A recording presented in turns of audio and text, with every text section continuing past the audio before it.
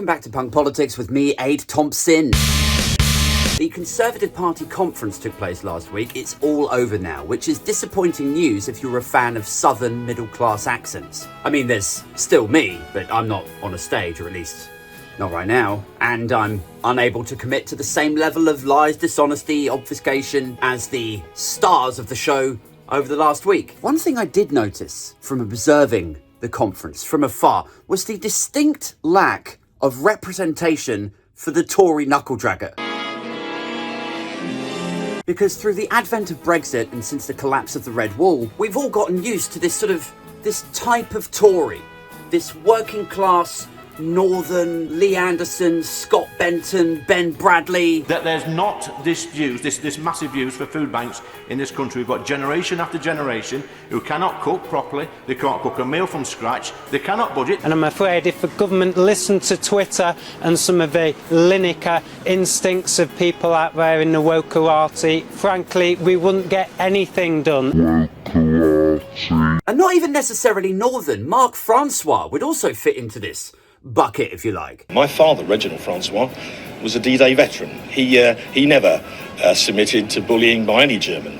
Neither will his son. Now, for better or worse, these are relatively high-profile MPs, so where were they? Now, I'm told that Lee Anderson did attend some sort of offshoot fringe event, but it is interesting, isn't it? Don't you think? That it's the Conservative Party conference. They've got this huge auditorium, and one after the other, it's either privately educated or Oxbridge or middle-class people. Like, please welcome to the stage, Greg Hand. Oh, thank you very much. Thank you. It's lovely to be here. Thank you, Conservative Party. Grant Shapps, James Cleverly, Penny Mordaunt, Rishi Sunak. Like, Lee Anderson is the deputy chair of the Conservative Party. So why is he not up on the stage in the main auditorium? It's almost as if the Tories are sort of embarrassed by him. Lee, not for the first time, you have caused total and utter outrage because you've told illegal immigrants to F off back to France. And this sort of taps into an idea that first floated into my brain a few weeks ago when I was listening to an episode of The Newsagents, and Emily Maitlis was saying how she had been sort of briefed or sourced like from people within the party, like,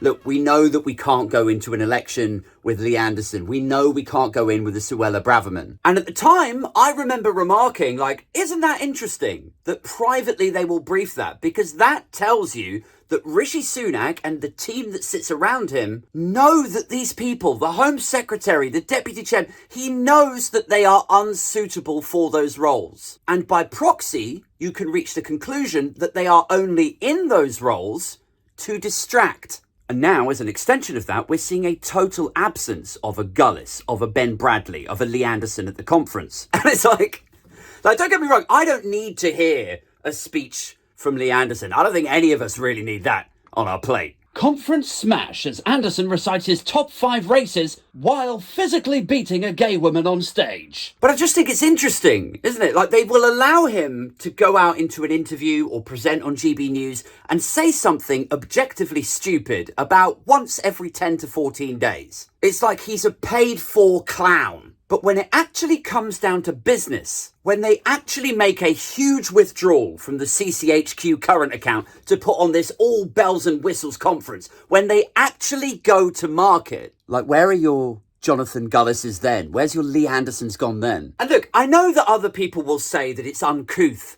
to take pleasure in somebody else's misfortune, but I'm sorry, I can't help myself. When it's somebody like Lee Anderson who has now built a political career off the back of diminishing trans rights, dismissing the concerns of poor people who use food banks, or what was this week's one? This week's gem that he came out with. He said that children with ADHD, that is just a result of bad parenting. Like, when it's somebody like that, I'm sorry, I'm happy. I'll hold up my hands. I'm happy to be a paid up member of Team Petty. Because here is how this is going to shake out. The general election is coming up, and Labour are currently 25 points ahead. They've also just barnstormed that by-election in Scotland, which means that potentially they could pick up seats in Scotland that were previously kind of unreachable.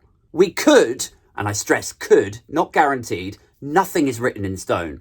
We could be looking at a Blair-style 1997 victory here. Now, if the Conservative Party are decimated, like some fear or hope they will be, I can guarantee you this is what's going to happen. All of those MPs who now are no longer members of Parliament, they're going to go and get board roles in the companies that they helped out when they were lobbying. You know, like when a private health company donates 50 grand to CCHQ and then the Conservative Party, lo and behold, sort out the private health guy, like give them a contract or something. Once these guys lose their seat, it's going to be time for the repayment. So you're going to see the former Member of Parliament from the constituency of Quaffingtonshire effortlessly join the board of Private Healthcare LLP. You're going to see Jacob Rees-Mogg just move back into his hedge fund thing. You're going to see Lord Barnaby take a role at the top of a think tank with a guy that he went to Eton with. All of these guys go to the Carlton Club and country clubs and they go golfing together and they're all going to sort each other out. But do we really think they're going to come knocking on Lee Anderson's door, on Jonathan Gullis's door, like, it's okay, you come with us, we'll look after you. Like, we already know that they hold these individuals, these Red Wall, this 2019 intake, they hold them in utter contempt. Because when push comes to shove, when they're 25 points down and it's time for a Conservative Party conference, when Rishi Sunak's Tories are going to market, who do they decide to put up front and centre? Now this is where I put it over to you guys, dear viewers. What do you think would be the perfect role for Lee Anderson, for Ben Bradley, for Scott Benton, for Jonathan Gullis? What do you think these individuals, what should they be doing after they're turfed out at the next GE? You know, think of it like the question you sometimes hear said in interviews or podcasts and stuff when they go, yeah, if you weren't a singer-songwriter, what would you be? Well, think of it like that, except I'm asking you guys, if these guys were not MPs any longer, what do you think they will move effortlessly into? Where do you think their skill set lies? As always, let me know in the comments below, but I got to go. I actually have suspected laryngitis. So if anyone wants me, I'm going to be gargling salt water until the next ridiculous political news story bubbles up. I mean, if I can find some salt water from somewhere that doesn't have in it.